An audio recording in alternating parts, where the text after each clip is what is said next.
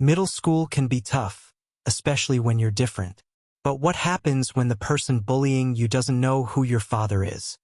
Aaliyah, a quiet and confident girl, walks through the school hallway, trying to avoid the chaos around her.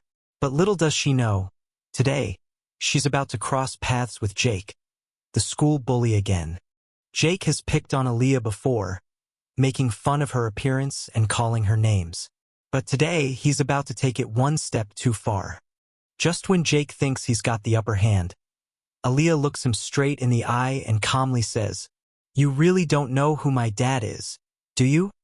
Jake laughs it off, thinking it's just a joke. But what he doesn't know is that Aaliyah's dad isn't just anyone. He's the chief of police. Jake is about to learn the hard way that messing with the wrong person can have serious consequences. Wait until he finds out. Welcome to Stories with Mr. Gray. Thank you all for your support. And if you are new here, kindly support this channel by subscribing, like, and drop your country flag in the comments. Aaliyah walked through the crowded school hallway, her eyes focused on the floor, trying to make it through another day of her quiet existence. As the only child in her family, she had always been her father's favorite. Her father would always say that she was his pride, the one he wanted to protect, the one who would one day make a difference. And even though she was shy, reserved, and often avoided confrontation, Aaliyah knew her dad believed in her more than anyone else ever would. At home, things were different. Her father, Chief Marcus Carter, was a man of power, someone people respected. His love for her was clear in everything he did. He'd encourage her to stand tall, always telling her that she was capable of so much more than she gave herself credit for. But school? It was a different world. At school, Aaliyah wasn't the confident, strong-willed girl her father saw her as. She was just another quiet girl, trying to blend in, hoping that if she kept her head down, the bullying would stop. As she made her way to her locker, Aaliyah felt the usual weight on her shoulders. The stares, the whispers, the kids who looked at her like she was invisible. It didn't bother her as much as it used to, but the pressure never really went away. Not with Jake around. Jake had been bullying her for months now. He'd started small, mocking her voice when she spoke, calling her names, saying she looked like a nerd. But over time, his words became sharper, meaner. It had gotten to the point where she started to dread seeing him in the halls. And every time he walked past her, it was like he was a shadow looming over her, a reminder that no matter how hard she tried to avoid him, he'd find a way to make her life miserable. Today, however, felt different. Aaliyah had been trying to keep a low profile, but something in the air was off. She could sense Jake's eyes on her before he even spoke. Jake. Well. Hey, quiet girl. How's the invisible life treating you? Aaliyah didn't respond. She kept her gaze on her locker, pretending not to hear him. Jake. What? No response today? Come on. I'm just trying to help you out. Get you to talk a little. It must be lonely. Huh? Being all by yourself. You must really hate it. The words stung, but Aaliyah stayed silent. She wasn't about to let him get the reaction he was hoping for. She knew all too well that when she let him get to her, it only made things worse. But Jake wasn't going to let her go that easily. Jake stepping closer. Oh, don't be like that. It's okay. You can talk to me. It's not every day someone like you gets attention. Aaliyah could feel the heat rise in her chest. Every part of her wanted to say something. Anything. She wanted to tell him to leave her alone, to stop making her feel like she was less than everyone else. But she knew better than to engage with him. It would only give him more fuel to keep going. Jake laughing. I heard you don't even have any friends. Not one person who actually likes you. That's got to be tough. Aaliyah clenched her fists, trying to keep her composure. She felt a lump form in her throat.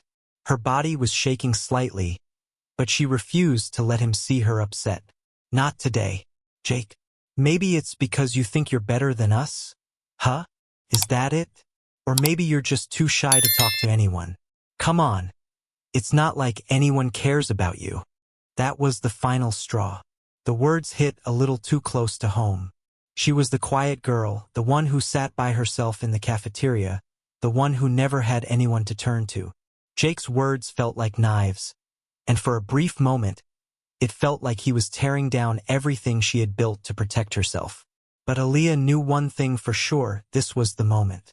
She couldn't just take it anymore. She couldn't let him win. She had always tried to handle things on her own, thinking she could just stay silent and avoid the chaos. But maybe, just maybe, it was time to let someone else step in. Time to let her father know what was going on. Aaliyah straightened her posture, taking a deep breath as she slowly turned to face Jake. Her eyes locked onto his, and for the first time, there was no hesitation. Aaliyah calmly, "You really don't know who my dad is, do you?" Jake's laugh faltered for just a second, but he quickly recovered. "Jake, what? Are you trying to scare me or something? I don't care who your dad is." Aaliyah's gaze remained steady, and though her heart raced, she refused to show fear. Her voice was firm and unwavering. Aaliyah, calm but firm. "You will. Trust me." Aaliyah's words hang in the air for a moment, and Jake's smirk falters. He's trying to figure out if she's bluffing or if she actually has something up her sleeve. But he's still confident. He's used to getting the last laugh, used to making others bend to his will. Aaliyah is no different. Jake said, mocking, "Oh, really? And I suppose your dad is some big shot in town, huh? Yeah, right. Like that's supposed to scare me." Aaliyah's heart is pounding in her chest, but she doesn't back down. She doesn't flinch. She holds her ground, but inside, her anger is bubbling up, just beneath the surface. For the first time, she starts to question how long she can stay silent. How much longer can she pretend that everything is fine? Jake steps closer, his face now inches from hers. His breath is hot and harsh, and Aaliyah feels his presence invade her personal space. She takes a step back, but Jake steps forward again, pushing her against the lockers. Aaliyah's chest tightens with frustration, but she holds her head high, refusing to let him see how deeply his words are cutting her. Jake said again, "What's the matter? You scared now? You think your daddy's gonna come and make me stop?" He shoves her harder, this time with more force. "I don't think so." The hallway feels suffocating, and the laughter of Jake's friends in the background only adds to the pressure. Aaliyah's hands are shaking, her grip tightening on her books, but her face remains calm, controlled. Every nerve in her body wants to scream at him, tell him to back off, but she holds it in. "You think you're better than us? You think your dad's some kind of hero? You're just a freak, Aaliyah. No one cares. No one ever will." Aaliyah's heart is racing, but something inside her snaps. It's as though the pressure of everything, her dad's advice to stand tall, the hurt of being put down time after time, the exhaustion of pretending nothing bothered her, finally boils over. She won't let him win. Not today. Not anymore. She reaches for her phone in her pocket, her fingers trembling as she dials the number she never thought she'd need to call. It rings once, twice, but it's the third ring when Chief Marcus Carter, her father, picks up. Her dad picked and said, "Aaliyah? What's going on?" Her throat tightens as she hears his voice, steady and reassuring, as if the weight of her world just lifted a little. But this time, she's not going to keep quiet. Not when it's too much. Aaliyah, voice trembling but determined, "Dad, it's happening again. Jake. He's bullying me and I can't take it anymore. He won't stop. I need you." The line is silent for a moment, but she can hear the faint rustling of papers as her father listens. And then, the tone of his voice changes. More serious, more protective. Her dad assured her, saying, "Aaliyah, you don't have to deal with this alone. Stay where you are. I'm coming. You're not going to face this by yourself. Okay?" The words hit her with the force of a wave. Her father is coming. He's going to make sure Jake knows this behavior won't stand. Aaliyah closes her eyes for a moment, taking a deep breath as she gathers her strength. While Jake continues to taunt her, oblivious to the fact that Aaliyah's dad is on his way, Aaliyah's mind races. It's as if a switch has been flipped inside her. No more hiding. No more letting herself be the target of his jokes and insults. She's tired of the silence. Tired of playing the role of the girl who doesn't fight back. Her dad's words echo in her mind. Don't let anyone make you feel less than. You stand tall. You have the power to make your voice heard. She faced Jake and said, "You really don't know who my dad is, do you?" Jake looks at her, still laughing, assuming she's bluffing. But there's something different about her this time. A quiet resolve he hasn't seen before. And it makes him uncomfortable. Yeah, whatever. I don't care about your dad. All right? He's not here, so you're still just a freak. But just as Jake's about to walk away, the door to the principal's office opens with a loud bang. All heads turn as Chief Marcus Carter walks in. His police uniform pressed, his face filled with authority. The hallway falls silent the moment Chief Marcus Carter steps into the principal's office. His uniform, sharp and pressed, radiates authority, a stark contrast to the chaos of the school hallway. Jake freezes in his tracks, his usual cocky demeanor faltering for the first time. His eyes dart to Aaliyah, who stands behind him, the tension palpable in the air. Aaliyah watches the scene unfold. She stands a little taller now, her heart still racing, but there's a quiet sense of pride in her. She doesn't say a word as she watches her father approach. She has no idea what's about to happen, but she knows one thing for sure. This is the end of Jake's reign of terror. Chief Carter calmly, with authority. "Jake, I suggest you step away from my daughter." Jake's smirk fades into confusion, then pure fear. He's been in plenty of confrontations before, but never like this. Never with someone who held this much power. His legs feel like they might give out, but he stands his ground, not wanting to appear weak in front of his friends. Jake, look up. "What is this, a joke? This is your..." Chief Carter said, "Don't talk. You'll listen." Jake's bravado evaporates as the weight of the situation hits him. He has no idea how deep he's in now. Chief Marcus Carter isn't just a man with a badge. He's Aaliyah's father, and he's about to show Jake exactly who he's messing with. "My daughter has asked for your bullying to stop. She shouldn't have to face what she has from you, and I'm here to make sure it does. The fact that you've even touched her makes this personal." Jake's face turns pale. His friends, who had been watching and snickering moments before, now exchange nervous glances. They slowly begin to back off, sensing the power in the room, unsure of what to do. Jake stammering, "I didn't mean, I was just messing around. Okay? I didn't think she'd..." Chief Carter said, "No, Jake, you didn't think. And now you're going to face the consequences of your actions." He doesn't raise his voice. He doesn't need to. His presence alone commands the room. But it's clear, Jake, the untouchable bully, is now the one in trouble. Chief Carter then turned to Principal Stevens. "I'm sure you're aware of the recent incidents involving my daughter. I'd like to ensure they're documented properly, and that Jake here faces the appropriate consequences.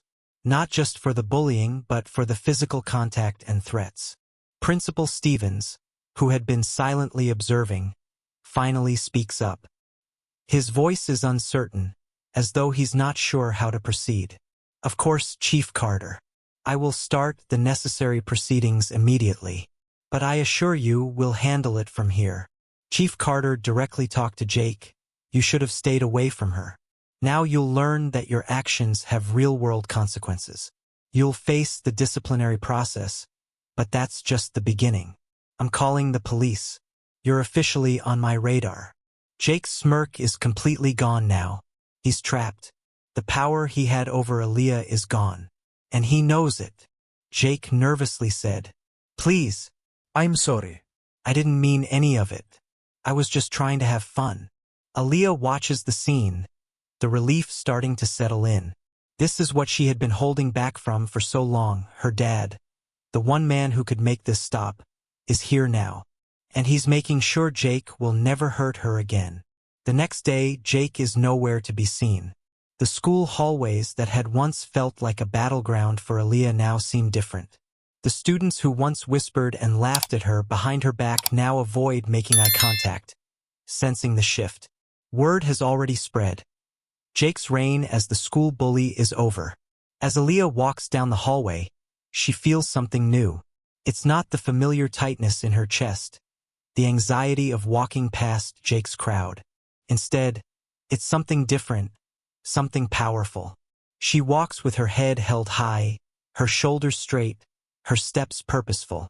Her friends, who had once kept their distance, now approach her, offering smiles and nods of approval. No one dares to mock her now. No one dares to bully the girl who was protected by the chief of police.